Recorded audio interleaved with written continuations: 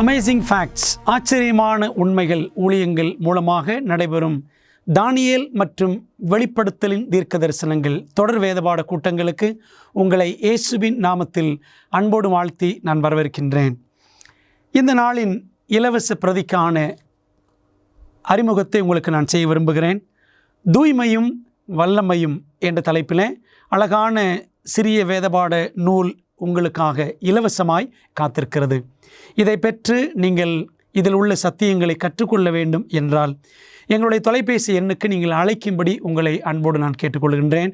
மேலும் amazing facts வெப்சைட்டுக்குள்ளே சென்று நீங்கள் இந்த பிரதியை டவுன்லோட் பண்ணிக்கொள்ளும்படியும் உங்களை அன்போடு நான் கேட்டுக்கொள்கின்றேன்.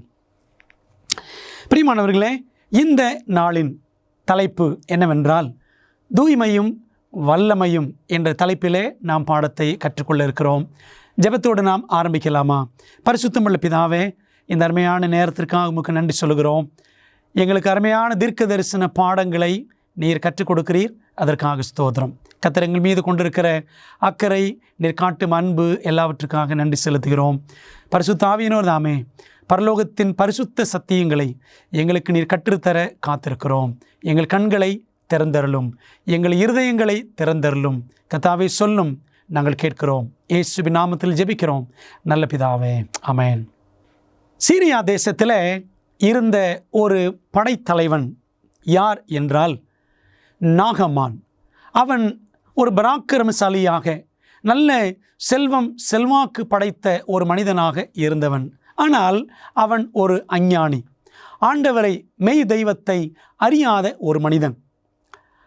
ஆனாலும் அவனுக்கு ஒரு பெரிய சரீர பிரச்சனை இருந்தது. அது என்ன பிரச்சனை என்றால், அவனுடைய சரீரத்தில் குஷ்டரோகம் இருந்தது. நாம் இந்த சம்பவத்தை 2 ராஜாக்கள் 5ஆம் அதிகாரத்தில் வாசிக்கிறோம். ஒரு பெரிய செல்வாக்கு படைத்த மனிதன், மாபெரும் படைத்தலைவன். ஆனால் அவனுக்கோ அந்த பரிதாபம், குஷ்டம் அவன் உடலிலே காணப்பட்டது. இப்படி அவன் மிகவும் தன்னுடைய நோயினாலே, குஷ்டரோகத்தினாலே அங்கலாய்த்து கொண்டிருந்த வேளையிலே அவனுக்கு அவனுடைய வீட்டிலே இருந்த இஸ்ரவேல் தேசத்தைச் சேர்ந்த ஒரு சிறு பெண், ஒரு பணிப்பெண் அவன் வீட்டிலே வேலை செய்து வந்தாள். இந்த நாகமான் படையெடுத்து சென்று யுத்தம் புரிந்த ஒரு காலகட்டத்தில் ஒருவேளை இந்த சிறு பெண்ணை அவன் கைதியாக கொண்டு வந்திருக்க வேண்டும். இந்த சிறு பெண் மூலமாக நல்ல ஆலோசனை இந்த படைத்தலைவனுக்கு கிடைத்தது. அதாவது இவள் தன் எஜமானுக்கு ஒரு ஆலோசனையை கொடுக்கிறாள். அது என்ன ஆலோசனை தெரியுமா? நாம் வேதாகமத்திலேயே வாசிக்கலாம். 2 ராஜாக்கள் 5ஆம் அதிகாரம் 3ஆம் வசனம். எலிசா தீர்க்கதரிசியினிடத்தில் போவாரானால் நலமாயிருக்கும், அவர் இவனுடைய குஷ்டரோகத்தை நீக்கி விடுவார் என்று அந்த சிறுபெண் நாகமானின் மனைவியினிடத்தில், நாச்சியாரிடத்தில் தெரியப்படுத்தினாள் என்று வேதாகமத்தில் வாசிக்கிறோம்.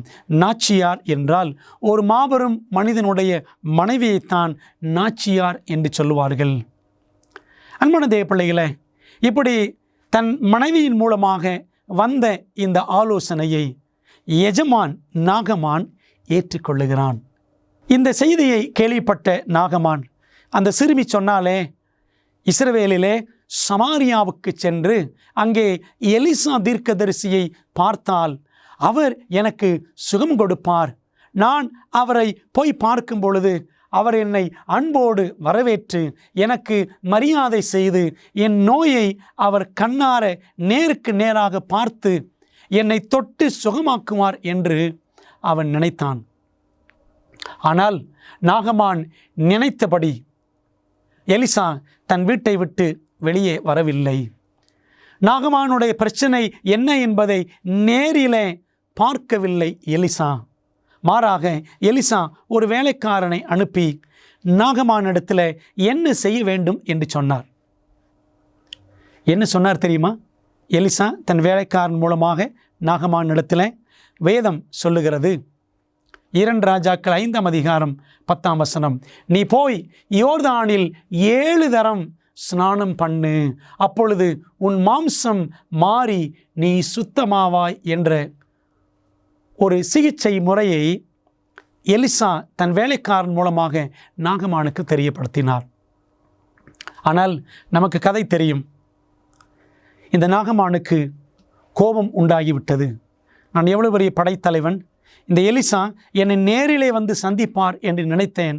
ஆனால் ஒரு வேலைக்காரனை அனுப்பி என்னை இப்படி செய்ய சொல்லுகிறாரே, யோர்தானிலே போய் 7 தரம் நீ ஸ்நானம் பண்ணு என்று சொல்லுகிறாரே என்று அவன் கோபம் கொண்டவனாக திரும்பி செல்ல எத்தனித்தான்.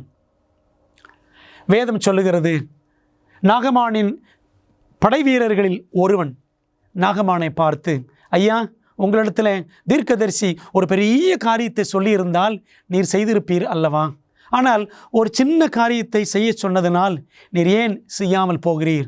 அதையும் செய்து பாருமே, உமக்கு சுகம் உண்டாக கூடும் என்று அந்த வேலைக்காரன் சொன்ன உடனே நாகமானுக்கு புத்தி வந்தது. அவன் என்ன செய்கிறான்?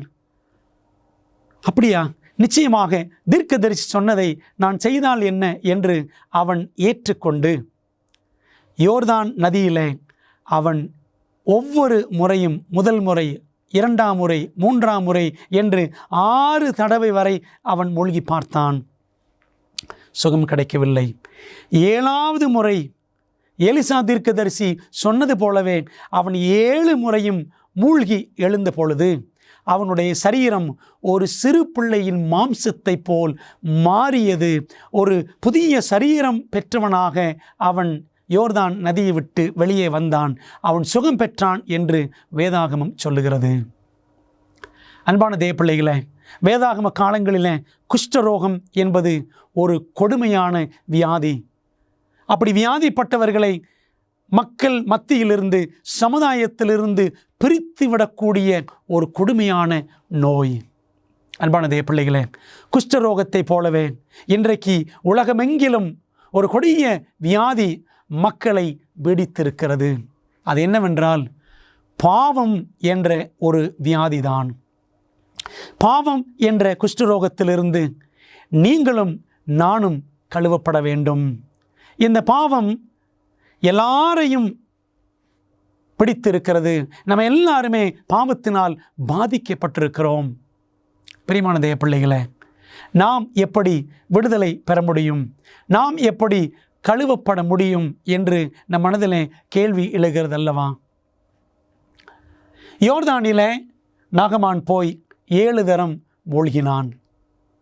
அதே போல வேதாகமத்திலே புதிய ஏற்பாட்டுக்கு வந்தால் யோர்தானிலே ஒரு ஊழியக்காரர் அநேகருக்கு ஊழியம் செய்து கொண்டிருந்தார். நாம் தொடர்ந்து படிக்கலாமா? நம்முடைய வழக்கமான வேதபாட முறையை நாம் பின்பற்றி கேள்வி பதில் முறையிலே சத்தியங்களை படிக்கப் போகிறோம். எந்த புதிய ஏற்பாட்டின் தீர்க்கதரிசி யோர்தான் நதியிலே ஜனங்களை கழுவினான்? பழைய ஏற்பாட்டிலே எலிசா என்ன சொன்னார்? நாகமான் இடத்துல, நீ யோர்தான் நதியிலே போய் 7 தரம் ஸ்நானம் பண்ணு என்று சொன்னார். அதே போல புதிய ஏற்பாட்டிலே யோர்தான் நதியிலேயே இருந்து ஒரு தீர்க்கதரிசி ஊழியம் செய்தார். அவர் யார் தெரியுமா? மத்தேயு 3ஆம் அதிகாரம் 1ஆம் வசனம் சொல்லுகிறது, அந்நாட்களில் யோவான் ஸ்நானன் யூதேயாவின் வனாந்தரத்தில் வந்து என்று நாம் வாசிக்கிறோம். வந்து என்ன செய்தார்? அவர் வந்திருந்த பொழுது, அப்பொழுது எருசலேம் நகரத்தாரும் யூதேயா தேசத்தார் அனைவரும் யோர்தானுக்கு அடுத்த சுற்றுப்புறத்தார் யாவரும் அவனிடத்திற்கு, யோவான் ஸ்நானனிடத்திற்கு போய் தங்கள் பாவங்களை அறிக்கையிட்டு யோர்தான் நதியில் அவனால் ஞான ஸ்நானம் பெற்றார்கள் என்று மத்தேயு 3ஆம் அதிகாரம் 5 மற்றும் 6ஆம் வசனங்களிலே வாசிக்கிறோம். நாகமான் தன்னுடைய குஷ்டரோகம் கழுவப்படுவதற்கு, அவன் சுகமாவதற்கு 7 தரம் ஸ்நானம் பண்ணினான். அதே போல ஜனங்களுடைய பாவங்கள் கழுவப்படுவதற்காக யோவான் ஸ்நானன் அவனிடத்தில் வந்த எல்லாருக்கும் ஞான ஸ்நானம் கொடுத்தான் என்று நாம் வாசிக்கின்றோம். வேதத்தில் உள்ள எந்த மகிமையான சடங்கு பாவ குஷ்டத்தை கழுவி சுத்தம் செய்வதை அடையாளப்படுத்துகிறது? வேதாமத்தில் பாருங்கள், அப்போஸ்தலர் 22ஆம் அதிகாரம் 16ஆம் வசனம், நீ எழுந்து கர்த்தருடைய நாமத்தை தொழுது கொண்டு ஞான ஸ்நானம் பெற்று உன் பாவங்கள் போக கழுவப்படு என்று பவுலுக்கு சொல்லப்பட்டது. அன்பான தேவ பிள்ளைகளே, நம்ம எல்லாரும் பாவம் என்ற குஷ்டரோகத்தினால் நம்ம எல்லாரும் பீடிக்கப்பட்டிருக்கிறோம். எப்படி சுகமடைவது? பாவங்களிலிருந்து நாம் எப்படி கழுவப்படுவது? அதற்கான முறை, அந்த மகிமையான சடங்கிற்கான பெயர் என்னவென்றால் ஞானஸ்நானம். பாருங்கள், அந்த வசனம் சொல்லுகிறது, ஞானஸ்நானம் பெற்று உன் பாவங்கள் போக கழுவப்படு. இயேசுவை விசுவாசிக்க வேண்டும், ஞானஸ்நானம் பெற வேண்டும், நம்முடைய பாவங்கள் கழுவப்படும். வேதத்தின்படி எத்தனை வகை ஞானஸ்நானங்கள் ஏற்றுக்கொள்ளக்கூடியவைகளாக இருக்கின்றன? அன்பானவர்களே, பொதுவாக ஏறக்குறைய 15 வகையான ஞானஸ்நானங்கள் கிறிஸ்தவ வட்டாரத்தில் பின்பற்றப்படுகின்றன.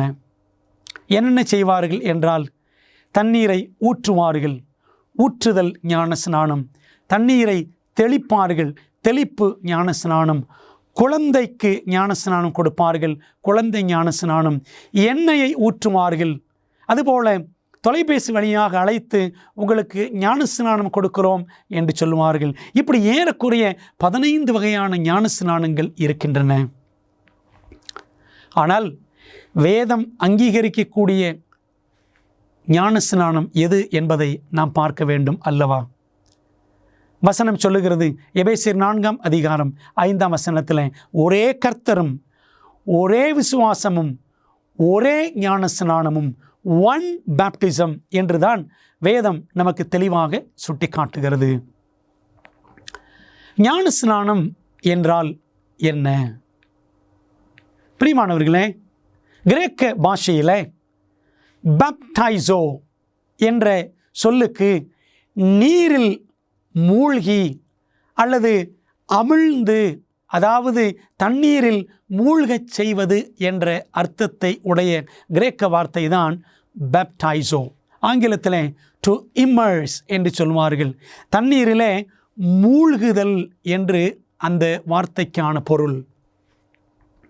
பிரியமான தேவ பிள்ளைகளே, ஆகவே வேதம் காட்டக்கூடிய ஒரே ஞானஸ்நானம் தண்ணீரிலே மூழ்கி ஞானஸ்நானம் பெறுவதைத்தான் நாம் வேதாகமத்திலே பார்க்கிறோம். ஞானஸ்நானம் என்ற வார்த்தையை தமிழிலே பார்த்தால் நாம் அதை 2ஆக பிரிக்கலாம். ஞானம் ப்ளஸ் ஸ்நானம். தேவனை குறித்த, மெய் தெய்வத்தை குறித்த ஞானம் பெற்ற பிற்பாடுதான் ஒரு நபர் ஸ்நானம் பெற வேண்டும். அதனால தான் தேவன் ஞான ஸ்நானம் என்ற வார்த்தையை நமக்கு கொடுத்திருக்கிறார். பாருங்கள், பவுல் எழுதுகிறார் கொலோசியர் 2ஆம் அதிகாரம் 12ஆம் வசனத்தில், ஞான ஸ்நானத்தில் அவரோடு கூட அடக்கம் பண்ணப்பட்டவர்களாகவும் அதிலே அவரை மரித்தோரிலிருந்து எழுப்பின தேவனுடைய செயலின் மேலுள்ள விசுவாசத்தினாலே அவரோடு கூட எழுந்தவர்களாகவும் இருக்கிறீர்கள் என்று நாம் இங்கே வாசிக்கிறோம். பிரியமானவர்களே, ஆகவே இந்த ஞான ஸ்நானம் என்பது இயேசு கிறிஸ்துவோடு கூட அடக்கம் பண்ணப்படுவதையும் அவரோடு கூட எழுந்திருப்பதையும் சுட்டி காட்டுகிற அனுபவம். நமக்கு முன்மாதிரியான இயேசு கிறிஸ்து எவ்வாறு ஞானஸ்நானம் பெற்றார்? ஞானஸ்நானம் என்பது இயேசுவோடு சம்பந்தப்படுகிற ஒரு விஷயம் என்று நாம் கொலோசியர் 2:12 சற்று முன்பாக வாசித்தோம். அப்படியானால் இயேசு கிறிஸ்து எப்படி ஞானஸ்நானம் பெற்றார் என்பதை நாம் படிக்க வேண்டும் அல்லவா? வாருங்கள், வேதம் என்ன சொல்கிறது என்று பார்க்கலாம். மார்க் 1ஆம் அதிகாரம் 9 மற்றும் 10ஆம் வசனங்கள். இயேசு கலிலேயாவில் உள்ள நாசரேத்தூரிலிருந்து வந்து யோர்தான் நதியில் யோவானால் ஞானஸ்நானம் பெற்றார்.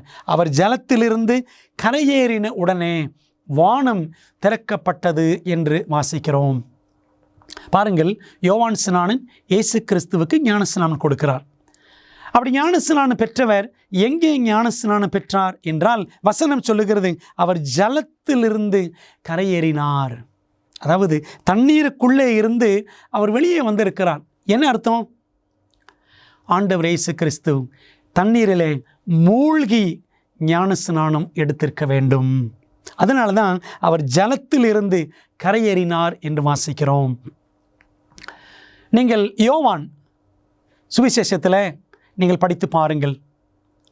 3ஆம் அதிகாரத்தை வாசித்து பார்த்தால் 1ஆம் அதிகாரம் 3ஆம் அதிகாரம் ஆகிய இடங்களிலெல்லாம் யோவான் ஸ்நானன் ஞான ஸ்நானம் கொடுத்தான். யோர்தான் நதி கரையில் ஐனோன் என்ற இடத்துல சாலீம் என்ற ஒரு பகுதியில் அவன் ஞான ஸ்நானம் கொடுத்து கொண்டிருந்தான். ஆண்டவர் இயேசு கிறிஸ்துவும் அந்த யோர்தான் நதியில்தான் ஞான ஸ்நானம் பெற்றார் என்று, மூழ்கி ஞான ஸ்நானம் பெற்றார் என்பதை நமக்கு வேத வசனங்கள் தெளிவாக விளங்க காட்டுகின்றன. வேதாகமத்தில் இன்னொரு உதாரணத்தை பாருங்கள். பிலிப்பு என்ற ஒரு டீக்கன், சபை உதவிக்காரர், அப்போஸ்தலர் 6ஆம் அதிகாரத்தில் அவரை குறித்து வாசிக்கிறோம். அந்த மனிதன் எத்தியோப்பிய பொருளாளருக்கு, கந்தாகே என்பவளுடைய மந்திரியாய் இருந்த ஒரு மனிதன் எத்தியோப்பியன். அவன் ஒரு பொருளாளர். அவருக்கு எப்படி பிலிப்பு ஞானஸ்நானம் கொடுத்தார் வாசிக்கலாமா? வேதம் என்ன சொல்லுகிறது? அப்போஸ்தலர் 8:38 அப்பொழுது பிலிப்பும் மந்திரியும் ஆகிய இருவரும் தண்ணீரில் இறங்கினார்கள். ஒரு ரதத்தில் பிரயாணம் பண்ணி வந்து கொண்டிருக்கிறார் அந்த எத்தியோப்பிய பொருளாளர். ஆவியானவர் பிலிப்புவினிடத்தில் சொன்னார், நீ போய் அந்த மனுஷனுடைய ரதத்துடனே சேர்ந்து கொள் என்றார். ஆகவே ஆவியானவர் சொல் கேட்ட பிலிப்பு வேகமாய் ஓடிப்போய் அந்த ரதத்தோடு சேர்ந்து கொண்டு, ஏசாயா 53ஆம் அதிகாரத்தின் அடிப்படையில், அதை ஏற்கனவே வாசித்து கொண்டிருந்தார் அந்த எத்தியோப்பிய பொருளாளர். அதன் அடிப்படையில் இயேசுவை எடுத்து சுவிசேஷமாக பிலிப்பு அந்த மனிதனிடத்தில் கூறின உடனே இயேசுவை ஏற்றுக்கொண்ட அந்த மனிதன் ஞானஸ்நானம் பெற வேண்டும் என்று அவன் ஆவல் கொண்டான். வசனம் சொல்லுகிறது பாருங்கள், இருவரும் தண்ணீரில் இறங்கினார்கள். பிலிப்பு அவனுக்கு ஞானஸ்நானம் கொடுத்தான். அந்த எத்தியோப்பிய மனிதன், அந்த ஆப்பிரிக்க மனிதனுக்கு முழுக்க ஞானஸ்நானத்தை பிலிப்பு கொடுத்தார் என்று வேதாகமத்தில் வாசிக்கிறோம். 8ஆம் அதிகாரம் 39ஆம் வசனம் சொல்லுகிறது, அப்போஸ்தலர் நடபடிகள், அவர்கள் தண்ணீரில் இருந்து கரை ஏறின பொழுது கர்த்தருடைய ஆவியானவர் பிலிப்பை கொண்டு போய்விட்டார். தண்ணீரில் இருந்து கரை ஏறினார்கள். அப்போ என்ன அர்த்தம்? தண்ணீருக்குள்ளே இறங்கி அவர்கள் ஞான ஸ்நானத்திற்கு ஆயத்தப்பட்டிருக்க வேண்டும். பிலிப்பு தண்ணீரிலே மூழ்க வைத்து அந்த மனிதனுக்கு ஞான ஸ்நானம் கொடுத்திருக்க வேண்டும். ஆக பிரியமானவர்களே, அந்த எத்தியோப்பிய பொருளாளர் முழுக்க ஞான ஸ்நானத்தை வேதாகமத்தில் பெற்றிருக்கிறார் என்பதை நாம் பார்க்கின்றோம். ஞான ஸ்நானத்தால் வேறு என்னென்ன சத்தியங்கள் நமக்கு அடையாளப்படுத்தப்படுகின்றன?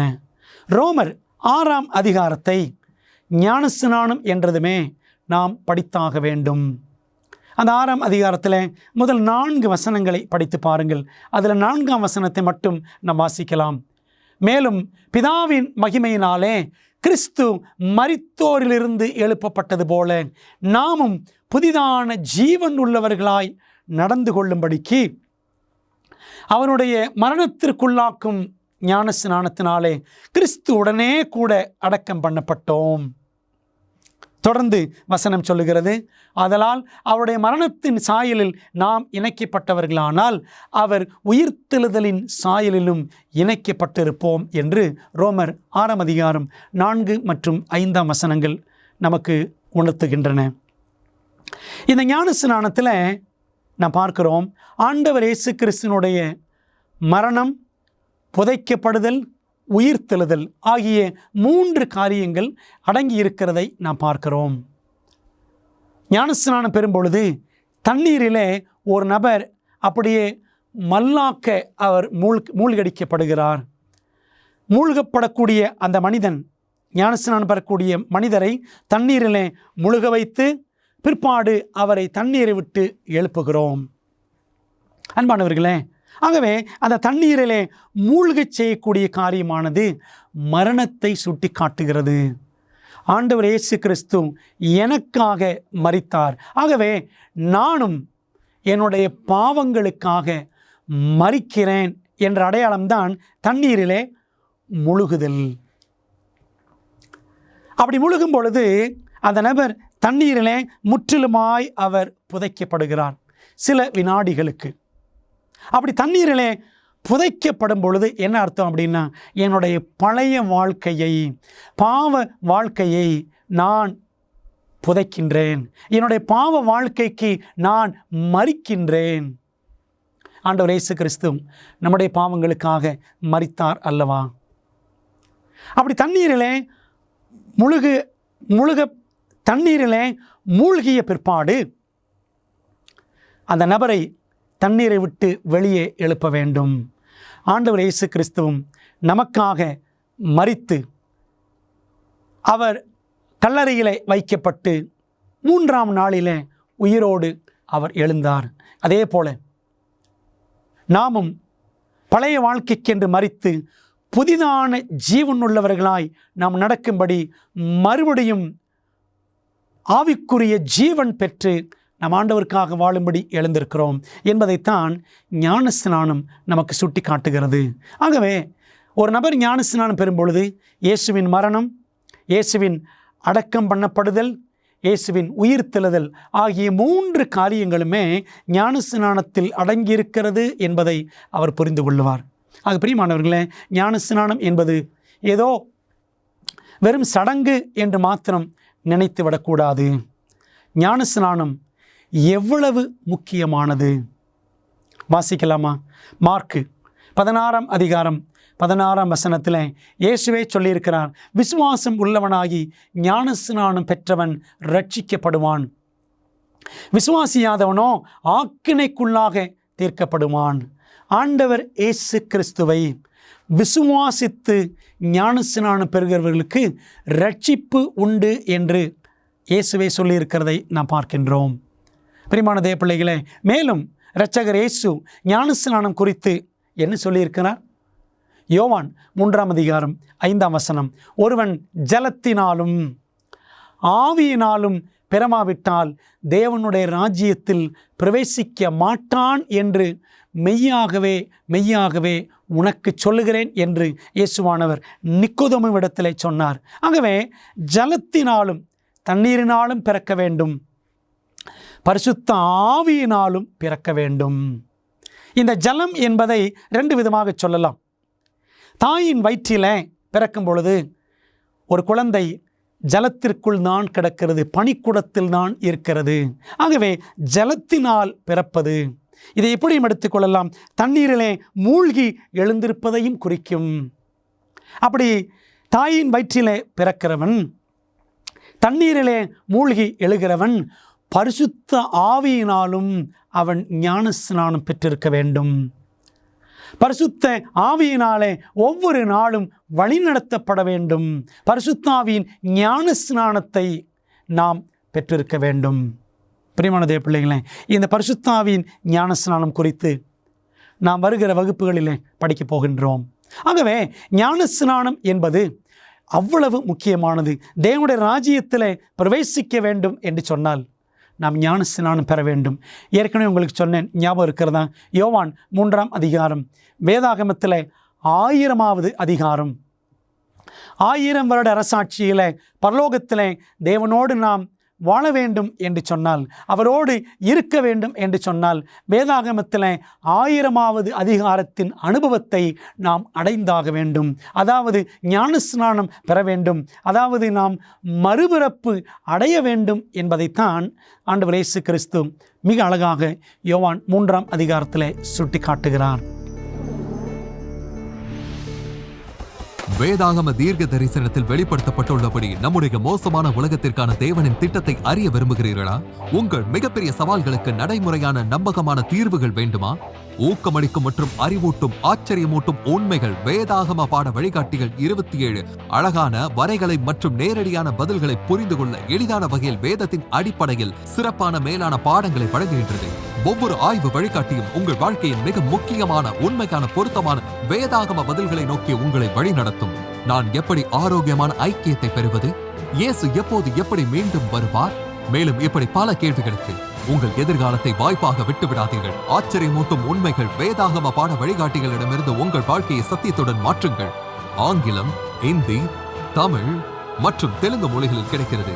காத்திருக்க வேண்டாம். bookstore.aftv.in என்ற இணையதளம் மூலம் உங்கள் முழுமையான ஆய்வு வழிகாட்டிகளை இன்றே ஆர்டர் செய்யுங்கள். பிரியமானவர்களே, வேறு எந்த ஆசீர்வதிக்கப்பட்ட சடங்கை நாம் ஞானஸ்நானத்துடன் ஒப்பிடலாம்? கலாத்தியர் 3 அதிகாரம் 27 வசனம், ஏனெனில் உங்களில் கிறிஸ்துவுக்குள்ளாக ஞானஸ்நானம் பெற்றவர்கள் எத்தனை பேரோ அத்தனை பேரும் கிறிஸ்துவை தரித்து கொண்டீர்களே என்று பவுல் எழுதுகிறார். பிரியமானவர்களே, ஞானஸ்நானம் என்பது கிறிஸ்துவை தரித்து கொள்ளுகிற அனுபவம். ஆண்டவர் இயேசு கிறிஸ்து உயிர்த்தெழுந்த இரட்சகரை தரித்து கொள்ளுகிற, அவருக்காக வாழுவேன் என்று தீர்மானிக்கிற அனுபவம் தான் ஞானஸ்நானம். இன்றைக்கு அநேக திருச்சபைகளில் இயேசு கிறிஸ்துவின் உயிர்த்தெழுதலுக்கு அடையாளமாக நாங்கள் ஞாயிற்றுக்கிழமையை ஆசரிக்கிறோம் என்று சொல்கிறார்கள். அது தவறு.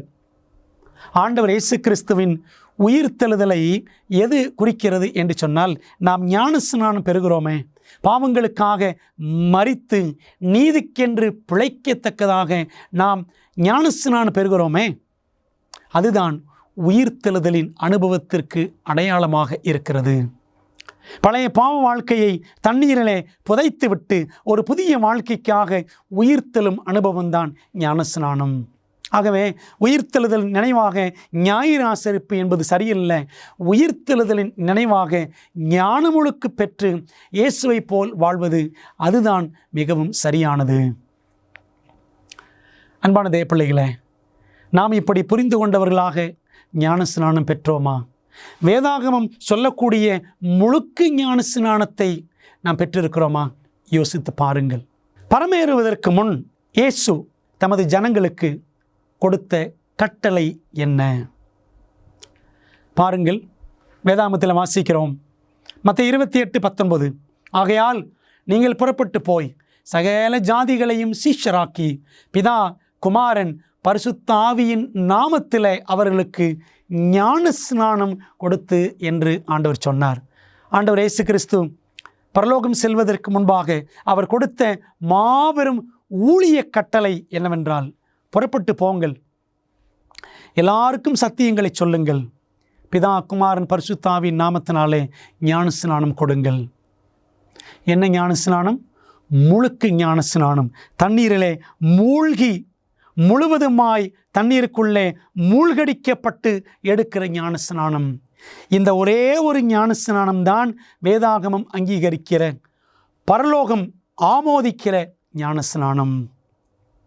மற்ற எந்த ஞானஸ்நானமும் பைபிள் படி சரி என்று சொல்ல முடியாது. இந்த ஒரே ஒரு ஞானஸ்நானம், முழுக்கு ஞானஸ்நானத்தை மட்டும்தான் பரிசுத்த வேதாகமம் அங்கீகரிக்கிறது.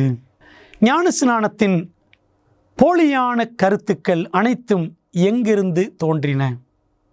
ஞானஸ்நானம் என்று எடுத்துக்கொண்டாலே இன்றைக்கி நிறைய போலியான ஞானஸ்நான வகைகள் இருக்கின்றன. பாருங்கள், ஆண்டவர் சொல்லுகிறார் மார்க்கு 7 அதிகாரம் 8 வசனத்தில், நீங்கள் தேவனுடைய கட்டளையை தள்ளிவிட்டு மனுஷனுடைய பாரம்பரியத்தை கை கொண்டு வருகிறவர்களாய் என்று இயேசு சொன்னார்.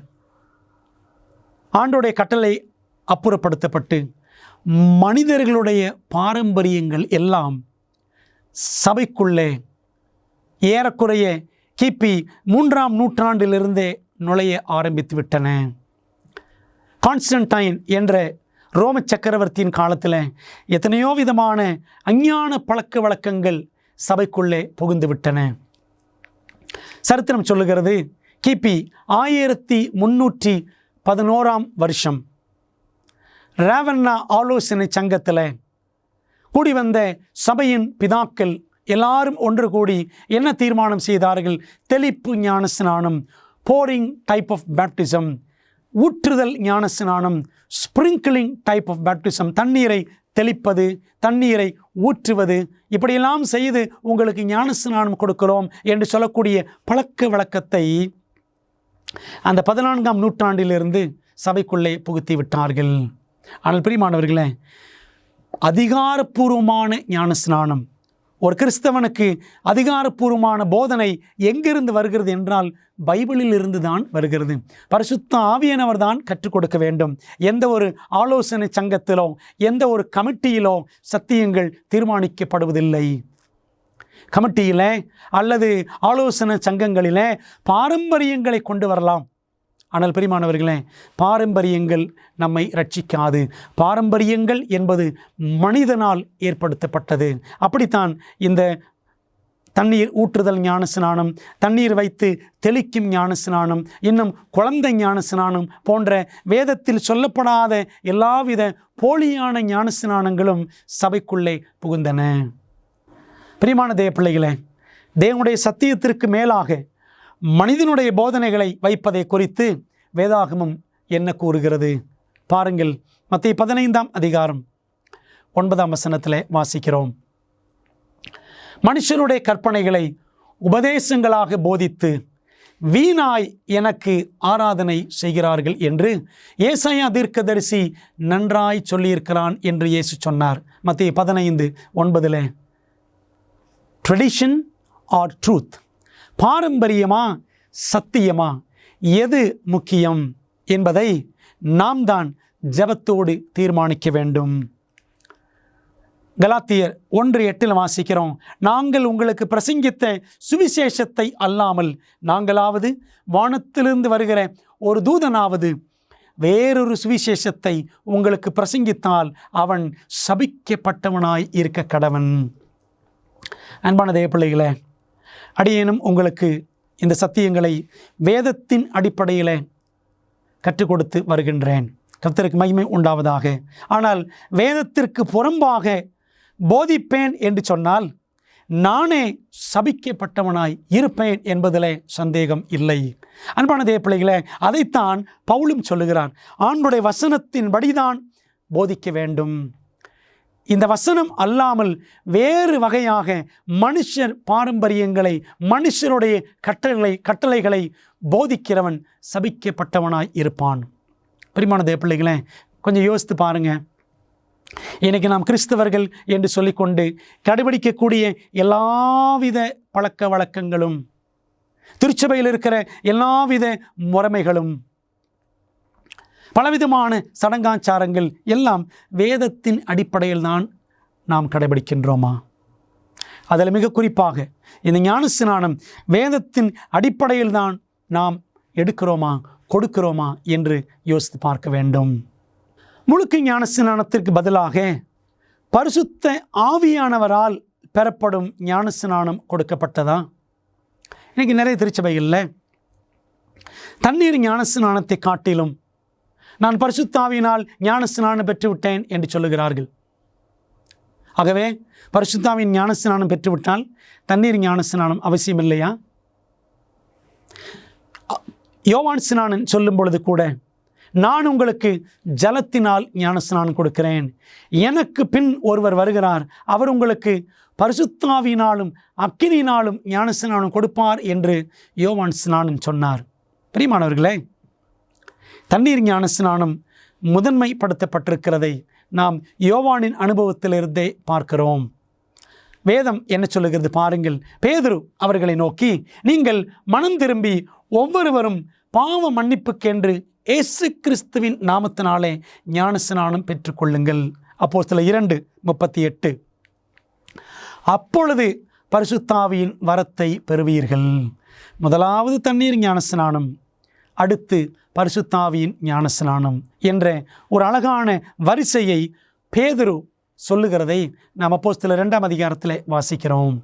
அன்பானவர்களே, வேதத்தின்படி ஞானஸ்நானம் எடுப்பதற்கு ஒரு நபர் என்ன செய்ய வேண்டும் என்ற ஒரு கேள்வியை உங்களுக்கு முன்பாக வைத்தால் என்ன செய்ய வேண்டும் என்று பதில்களை நாம் ஆராய்ந்து அறிய வேண்டும் அல்லவா?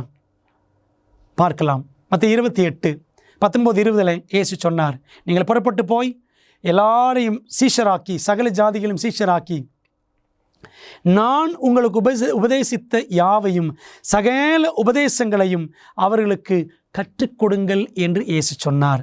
ஆக முதலாவது இயேசுவின் போதனைகளை புரிந்து கொள்ள வேண்டும்.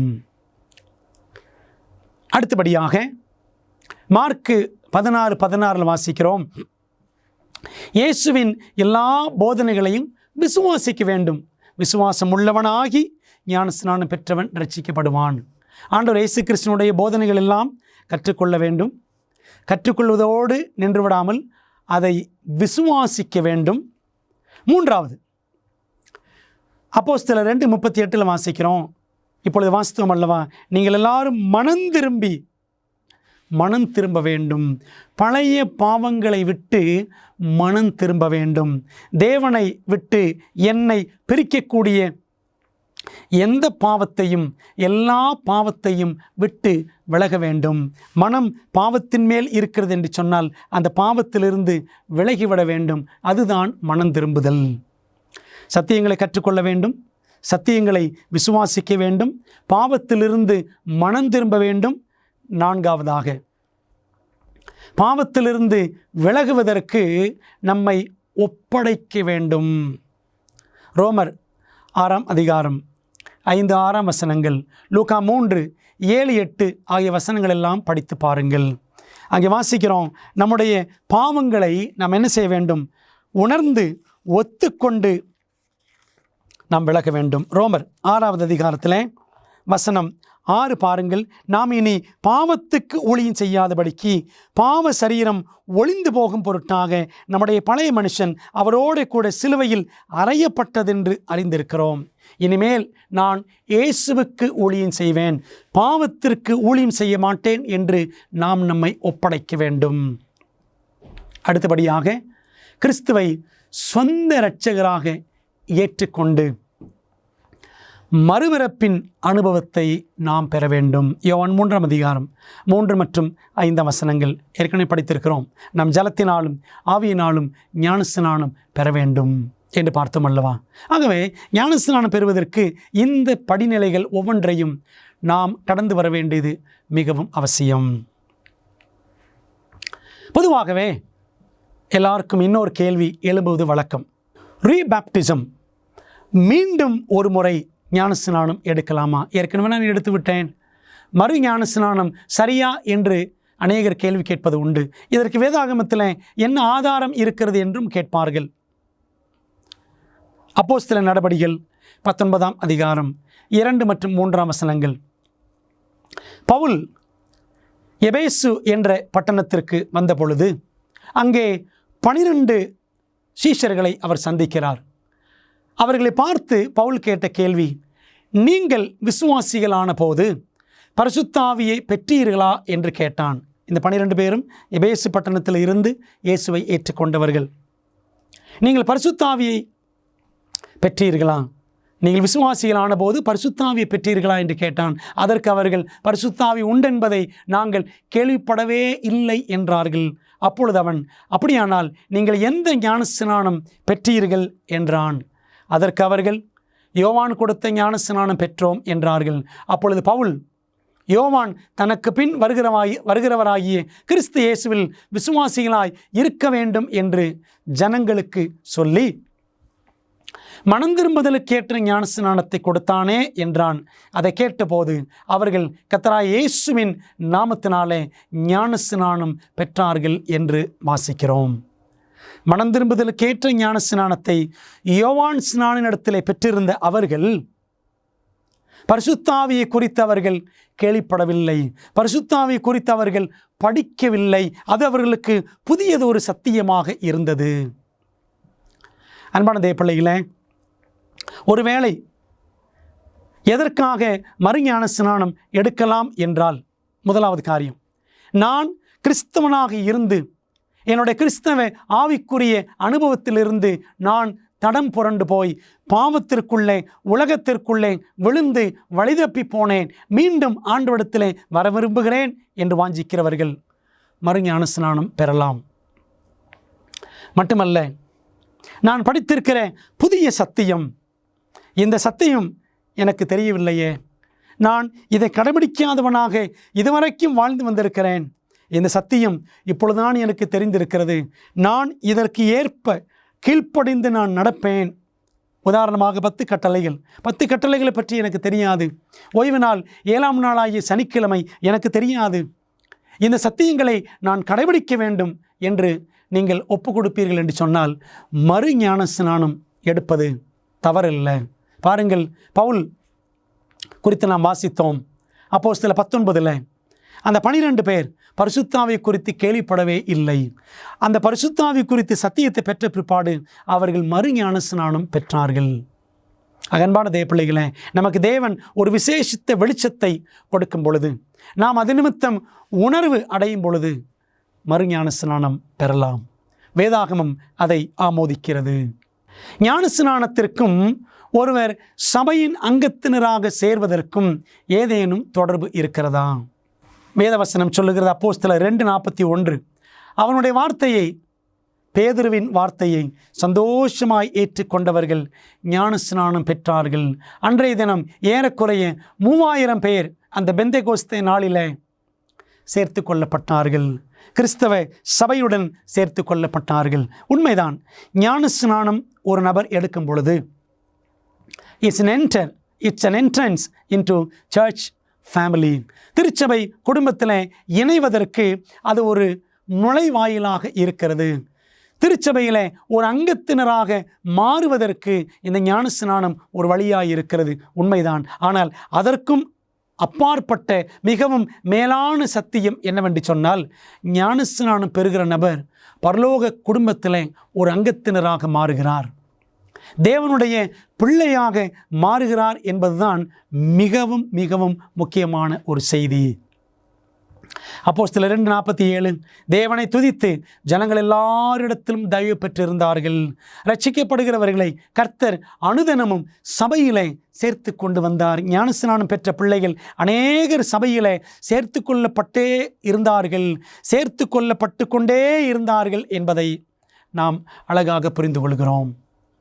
பிரியமான தேவ பிள்ளைகளே, அதனால தான் அப்போஸ்தலனாகிய பவுல் சொல்லுகிறார் கொலோசியர் 3:15, நீங்கள் ஒரே சரீரமாக அழைக்கப்பட்டீர்கள். ஞானஸ்நானம் பெறக்கூடிய எல்லாரும் கர்த்தராகிய இயேசு கிறிஸ்துவினுடைய சரீரமாகிய சபையோடு ஒன்றாக இணைக்கப்படுகிறார்கள். ஆகவே ஞானஸ்நானம் அத்தனை அவசியமானது. பிரியமானவர்களே, பல நேரங்களில் யோசித்து பாருங்கள், இந்த சத்தியங்கள் எல்லாம் படிக்காமலேயே ஆண்டவருடைய வேதத்தின் ஞானத்தை பெறாமலேயே ஏதோ பெயருக்காக, ஏதோ கணக்குக்காக, கல்யாணத்திற்காக, மேலும் பற்பல காரணங்களுக்காக, படிப்புக்காக, வேலைக்காக, சலுகைகளுக்காக ஞானஸ்நானம் எடுப்பது இன்றைய நாட்களில் ஒரு வழக்கமாக ஒரு சிலருக்கு காணப்படுகிறது. ஆனால் பிரியமானவர்களே, அப்படியெல்லாம் இல்லாதபடிக்கு சத்தியத்தை தெளிவாக கற்று, முறையாக கற்று, நமது ஜீவியத்தை ஆண்டவருக்கென்று ஒப்பு கொடுத்து எடுக்கக்கூடிய ஞானஸ்நானம்தான் அர்த்தமுள்ள ஞானஸ்நானமாக இருக்கும். ஆண்டவருக்கு மகிமை சேர்க்கிற ஞானஸ்நானமாக இருக்கும். நம்முடைய இருதயத்திற்கு ஆறுதல் அளிக்கக்கூடிய, நம்முடைய ஆவிக்குரிய வாழ்க்கைக்கு ஆரோக்கியம் அளிக்கக்கூடிய ஒரு ஞானஸ்நானமாக இருக்கும். பிரியமான தேவ பிள்ளைகளே, ஒருவேளை இந்த சத்தியங்களெல்லாம் படிக்காமல் ஏனோ தானோ வென்று அரைகுறையாக ஞானஸ்நானம் எடுத்திருக்கிறீர்களா? அப்படியானால் இந்த சத்தியங்களை முழுமையாக கற்று, நான் படிக்க போகிற இந்த 24 சத்தியங்களையும் 24 வேத பாடங்களையும் நன்றாக கற்று ஞானமுழுக்கு பெறுவோம் என்று சொன்னால் நம்முடைய கிறிஸ்தவ வாழ்க்கை எவ்வளவு அர்த்தமுள்ளதாக மாறும் என்று நீங்கள் எண்ணி பாருங்கள். ஒருவேளை நான் ஞானஸ்நானத்தை மறுத்தால் நான் யாருடைய ஆலோசனையை மறுக்கிறேன்? ஞானஸ்நானம் அதெல்லாம் முக்கியமல்ல என்று நாம் நினைத்து விடக்கூடாது.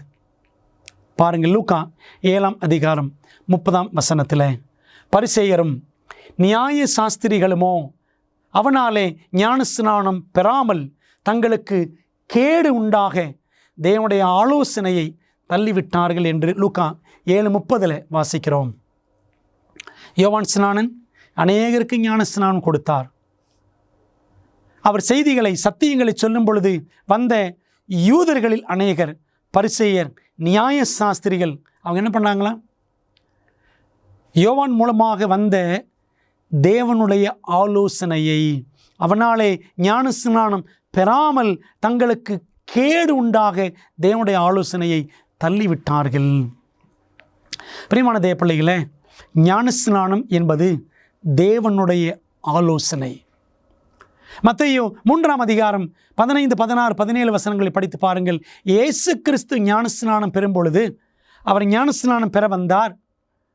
யோவான் ஸ்நானன் அந்த ஞானஸ்நானம் நான் உமக்கு கொடுப்பதா, நீர் அல்லவா எனக்கு கொடுக்க வேண்டும் என்று சொன்னார். அப்பொழுது இயேசு சொன்னாராம், இப்படி தேவனுடைய நீதியை நிறைவேற்றுவது நமக்கு ஏற்றது என்று சொன்னார். அன்பான தேவ பிள்ளைகளே, ஞானஸ்நானம் என்பது தேவனுடைய ஆலோசனை. மத்தேயு 3 வாசிக்கிறோம், ஞானஸ்நானம் என்பது தேவனுடைய நீதியை நிறைவேற்றுதல். தேவனுடைய பார்வையில் சரியானதை செய்வது. நீதி என்றால் சரியானதை செய்வது. ஞானஸ்நானம் என்பது தேவனுடைய பார்வையில் ஒரு சரியான காரியம். அன்பான தேவ பிள்ளைகளே, பரிசேயரும் நியாய சாஸ்திரிகளும் தங்களுக்கு கேடு உண்டாக அந்த ஞானஸ்நானத்தை தள்ளிவிட்டார்கள். நாம் தள்ளிவிடாதபடிக்கு எச்சரிக்கையாக இருக்க வேண்டும். இயேசு ஞானஸ்நானம் எடுத்தபோது அவருடைய பிதா என்ன கூறினார் பாருங்கள். வசனம் சொல்லுகிறது, மார்க் 1:9. அந்த நாட்களில் இயேசு கலிலேயாவில் உள்ள நாசரேத்தூரிலிருந்து வந்து யோர்தான் நதியில் யோவானால் ஞானஸ்நானம் பெற்றார்.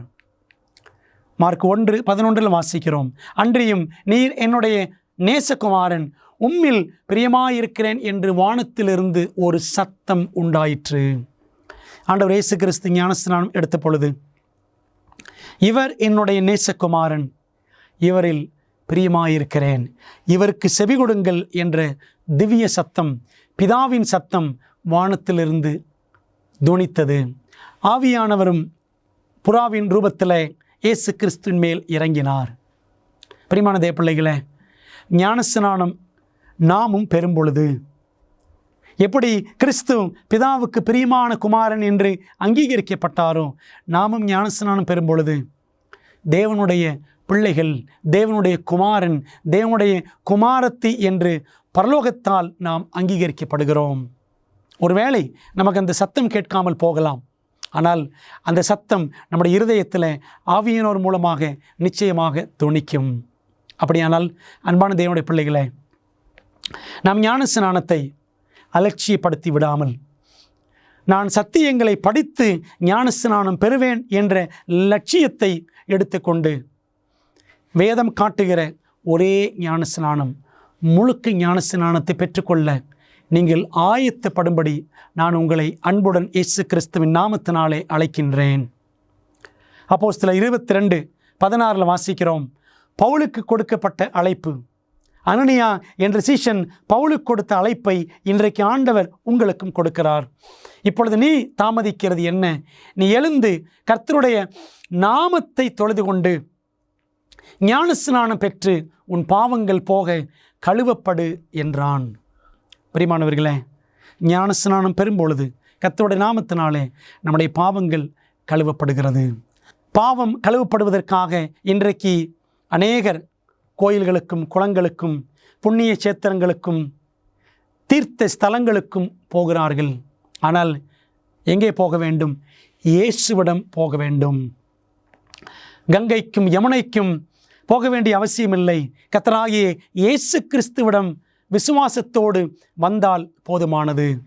அவருடைய இரத்தத்தினாலே அவர் நம்மை கழுவுவார். தண்ணீர் முழுக்கினாலே பரிசுத்த ஆவியானவர் கொண்டு தேவன் நம்மை பரிசுத்தப்படுத்துவார். அன்பான தேவ பிள்ளைகளே, பரிசுத்த சடங்காகிய ஞானஸ்நானத்திற்கு நீங்கள் ஆயத்தமாக விரும்புகிறீர்களா? இதனால் இவள் என்னுடைய நேசகுமாரன் அல்லது என்னுடைய நேசகுமாரத்தி, இவரில் பிரியமாயிருக்கிறேன் என்று தேவன் உங்களை பார்த்தும் கூற முடியும்.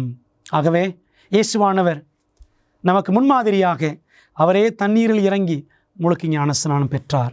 நாமும் சத்தியங்களை கற்றவர்களாக முழுக்கு ஞானஸ்நானத்தை பிதா குமாரன் பரிசுத்தாவின் நாமத்தினாலே பெற்று தேவனுடைய பிள்ளை என்று பரலோக குடும்பத்தில் நானும் ஓர் அங்கத்தினன் என்று அறிக்கையிட்டு ஞான ஒழுக்கு பெற்று தேவனுக்கு மகிமையாக வாழ நம்மை ஒப்படைப்போமா? ஜெபம் செய்வோம். பரிசுத்தம் நிறைந்த நல்ல பிதாவே, இந்த நாளிலே அருமையான ஒரு சத்தியத்தை நாங்கள் படித்தோம். தூய்மையும் வல்லமையும். ஆண்டவரே, பரிசுத்த ஆவியினால் நாங்கள் சத்தியத்திலே வழிநடத்தப்பட்டு பரிசுத்தமான வாழ்க்கை வாழ்வதற்கு எங்களை ஒப்பு கொடுக்கிறோம் என்பதற்கு அடையாளமாக நாங்கள் பிதா குமாரன் பரிசுத்தாவின் நாமத்தினாலே முழுக்க ஞானஸ்நானம் பெற வேண்டும். அது ஒன்றே வேதம் அங்கீகரிக்கிற ஒரே ஞானஸ்நானம் என்பதை நாங்கள் கற்றுக்கொண்டோம். தகப்பனே, ஒருவேளை நாங்கள் தவறாக ஞான ஒழுக்கு பெற்றிருந்திருப்போம். தெளிப்பு ஞான ஸ்நானம், தண்ணீர் ஊற்றுதல் ஞான ஸ்நானம், குழந்தை ஞான ஸ்நானம் போதும் என்று நாங்கள் இருந்திருப்போம் என்று சொன்னால் எங்களை ஆண்டவர் சரியான சத்திய பாதையிலே கொண்டு வந்து, கர்த்தாவே, நாங்கள் இயேசுவை போல் ஞான ஒழுக்கு பெற்று தேவனுடைய ஆலோசனையை தள்ளிவிடாமல் தேவ நீதியை நிறைவேற்ற எங்களை ஆசீர்வதியும். சத்தியத்தை கேட்ட பிள்ளைகளை பயன்படுத்தும். இவர்கள் மூலமாக சத்தியம் இன்னும் அநேகருக்கு செல்லட்டும். ஆண்டவரை சீக்கிரம் வாரும். உம்முடைய வருகைக்கு எங்களை ஆயத்தப்படுத்தும். ரட்சிக்கப்பட்ட பிள்ளைகளை உம்முடைய சபையிலே சத்தியத்திலே இயேசுவோடு அதிகமாய் கூட்டி சேர்க்க கர்த்தர் எங்களை பயன்படுத்தும். இயேசுவின் நாமத்தில் ஜெபிக்கிறோம் நல்ல பிதாவே, ஆமேன். பிரியமானவர்களே, இந்த நாளின் சத்தியத்தை நீங்கள் அவளோடு கேட்டதற்காக கர்த்தர் உங்களை ஆசீர்வதிப்பாராக. மீண்டும் அடுத்த வேதபாட கூட்டத்தில் நாம் சந்திப்போம். அநேகருக்கு இந்த சத்தியங்களை பகிர்ந்து கொள்ளுங்கள். தேவன் உங்களை ஆசீர்வதிப்பார். ஆமேன். உங்கள் வீட்டின் வசதியிலிருந்து நீங்கள் படிக்கக்கூடிய வகையில் இலவச வேதாகம பள்ளியை ஆச்சரியமூட்டும் உண்மைகள் உங்களுக்கு வழங்குகிறது என்று தெரியுமா? தேவனின் வார்த்தையை குறித்து உங்கள் ஆய்வில் உங்களுக்கு உதவ 27 அழகாக விளக்கப்பட்ட பாடங்கள் ஆங்கிலம், இந்தி, தமிழ் மற்றும் தெலுங்கு மொழிகளில் கிடைக்கிறது. இந்த இலவச வேதாகம படிப்பு பாடநெறிக்கு இன்றை பதிவு செய்ய BibleStudy.aftv.in என்ற இணையதளத்தை காணுங்கள். உங்களுக்கு சந்தோஷமாக பொழுதை கழிக்க பிடிக்குமா? எனக்கு பிடிக்கும். என் அப்பா அம்மா அமேசிங் ஃபேக்ட்ஸில் இருந்து அமேசிங் அட்வென்ச்சர் சிறுவர் வேதாகம வழிகாட்டிகளை வாங்கி கொடுத்த போது எனக்கு சந்தோஷமா இருந்துச்சு. இதுல பாடத்திட்டங்கள் வண்ணமயமா இருக்கு. அதோடு அருமையான புதிர்களும் வேத வினாக்களும் இதுல நிறைய இருக்கு. வேத சத்தியத்தால் நிறைஞ்சிருக்கு. மற்றும் பிள்ளைகளுக்கான 10 அற்புதமான சாகச பயணங்களும் இதுல இருக்கு. டிராகனை கொல்வது, ஒரே லைஃப் போட், கடல் வழியாக பயணம், விசில் அடித்து கல்லறை வழியாக செல்வது, நான் நிறைய கத்துக்கிட்டேன். இது இங்கிலீஷ்ல மட்டுமே கிடைக்கும். ஆனால் நம் மொழியை கற்றுக்கொண்டு வருகிறோம் இல்லையா? உங்கள் பிள்ளைகள் பைபிளில் இருந்து அரிய கருத்துக்களை அறிந்து கொள்ள எங்களை அல்லது SMS மூலம் உங்கள் செட்டை இன்றே ஆர்டர் செய்யுங்கள்.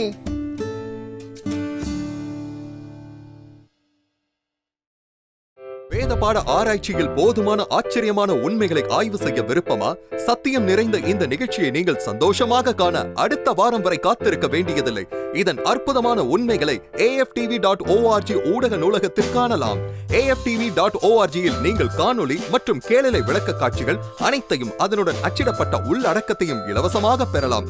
வாரத்தில் 7 நாட்களும் 24 மணி நேரமும் உங்கள் கணினி அல்லது மொபைல் சாதனத்தில் இருந்து பெற முடியும். AFTV.org-ஐ பார்வையிடுங்கள். அமேசிங் ஃபேக்ட்ஸ் என் வாழ்க்கையில் ஒரு நல்ல தாக்கத்தை அமேசிங் ஃபேக்ட்ஸ் உண்மையிலேயே என் வாழ்க்கையில் ஒரு பெரிய தாக்கத்தை செயலாக்கம் தான் இன்று என்னை இங்கே நிற்க வச்சிருக்கு. நான் குற்றப்படுத்தப்படலை, ஆனால் அதை குறித்து சந்தோஷம். நான் வேதாகமத்தை படிக்க ஆரம்பித்தேன். நான் செவந்திரி அட்வென்டிஸ்ட் சபையில் ஒரு அங்கமாக ஞானஸ்நானம் கொடுத்த ஜீவனை குறித்து இன்னும் அநேக காரியங்கள் இருக்க வேண்டும். கொடுக்கப்பட்ட செய்தி மிகவும் வல்லமை வாய்ந்ததாக இருந்தது. அமேசிங் ஃபேக்ட்ஸ் 55 வருடங்களுக்கு மேலாக தேவனுடைய நற்செய்தி உலகமெங்கும் அறிவித்து வருகிறது. அப்புறமா அமேசிங் ஃபேக்ட்ஸ்க்கு இடையில லோகோ வரும். இதற்கு முன்பாக நிறைய பேர் பேசுகிறத நான் கேள்விப்பட்டிருக்கிறேன். ஆனால் இவர் பேசுகிறத முதன்முறையாக நான் கேட்டேன். இவர் ஏதோ ஒன்றை குறித்து சொல்லும்போது நான் உடனே வேதத்தை எடுத்து அதை கண்டுபிடிக்கணும்னு ஆசைப்பட்டேன். ஏன்னா நான் இதுக்கு முன்பாக அதை பற்றி நான் கேள்வியே பட்டதில்லை. எனவே நான் வேத பாடங்களை படிக்க துவங்கினேன். நான் உட்பட இங்கு இருக்கும் ஒவ்வொரு நபரும் மாற்றம் பெற துவங்கினோம். கடவுளே, எனக்கு ஏன் இப்படி நடந்தது என்பது என் வாழ்க்கையில் ஒரு கேள்வியாக இருந்தது. தேவன் என்னத்தை பேசினாரு. நான் உண்மையாகவே அவர்தான் என் தகப்பன் என்பதை கண்டேன். நான் என் வாழ்க்கையில் எல்லாத்தையும் இழந்தேன். இப்போதான் ஆண்டவர் என் வாழ்க்கையில் இல்லைங்கிறதே நான் உணர்ந்தேன். நான் ஒரு தீர்க்க தரிசன பாட வகுப்புக்கு சென்றேன். அது என்னை சுக்குநூறாக உடைத்தது. இச்செய்தி மிகவும் வல்லமை வாய்ந்ததும் மறுக்க முடியாத உண்மையுமாக இருந்தது. இது மிகவும் ஆச்சரியமாக உள்ளது. இந்த வேத பாடங்களை படித்ததால் உங்கள் மனதிலே கேள்விகள் இருக்கின்றனவா? அப்படியானால் உங்கள் கேள்விகளை திரையில் தெரியும் எண்ணை பயன்படுத்தி எங்களுக்கு தெரியப்படுத்துங்கள். இல்லை என்றால் உங்கள் கேள்விகளை info@aftv.in என்ற முகவரிக்கு மின்னஞ்சல் செய்யுங்கள். வேதாகமத்தை தொடர்ந்து கற்றுக்கொள்ளும் பொழுது கர்த்தர் உங்களை ஆசீர்வதிப்பாராக. 50 வருடங்களுக்கும் மேலாக அமேசிங் ஃபேக்ட் ஊழியங்கள் நற்செய்தியை உலகம் முழுவதும் பகிர்ந்து கொண்டிருக்கிறது. இயேசுவின் சித்தத்தின்படி அனைத்து மக்களுக்கும் நித்திய சுவிசேஷத்தை அறிவித்துக் கொண்டிருக்கிறது. உங்கள் ஜெபத்திற்கும் ஆதரவிற்கும் நன்றி.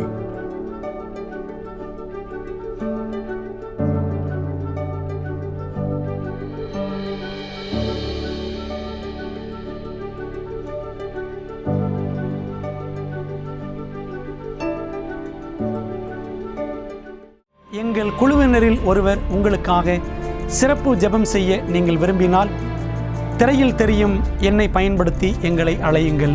அல்லது உங்கள் ஜெப குறிப்பை prayer@aftv.in என்ற முகவரிக்கு மின்னஞ்சல் செய்யுங்கள். பெரோயா பட்டணத்து சபை விசுவாசிகள் தாங்கள் சத்தியங்களை கேட்ட பிற்பாடு தங்கள் இல்லத்திற்கு சென்று காரியங்கள் இப்படி இருக்கிறதா என்று வேதத்தோடு ஒப்பிட்டு மீண்டும் படித்தார்கள். அதுபோலவே நீங்களும் செய்ய வேண்டும் என்று நாங்கள் விரும்புகிறோம்.